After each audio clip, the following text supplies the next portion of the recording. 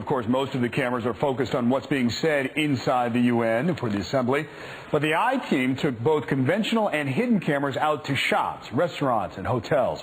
And Chris Glorioso found elites from some of the world's poorest nations seeming to live the high life on the streets of Manhattan. Assembly is called to order.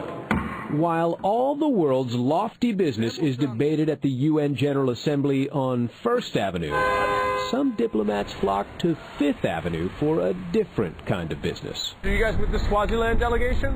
Yes. These are visitors traveling with the UN delegation from the African kingdom of Swaziland. Bags in hand, they just walked out of Bergdorf Goodman, one of Manhattan's highest-end department stores. What did you get from Bergdorf Goodman? One of the Swazi visitors told us she didn't buy the merchandise, it was a gift. But far from Fifth Avenue's retail paradise, her homeland is struggling. UN data shows nearly 70% of Swazis live on less than $2 a day.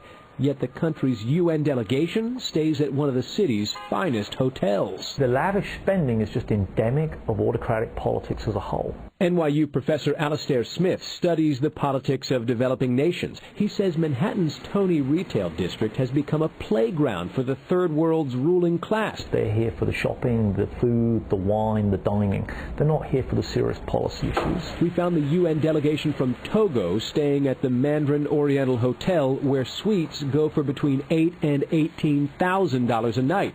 Meanwhile, 2.4 million Togolese people survive on less than $1.25 a day. Members of Togo's entourage were less than thrilled to see our cameras outside the hotel. I said, no, you can't do it. Why? After trying to cover the lens, one man tried to bat the camera away. No, you can't videotape me. Across town, the UN delegation from Mali chose to stay at the Waldorf Astoria. Mali is the third poorest nation in the world according to UN numbers. Nearly 5 million people face starvation here.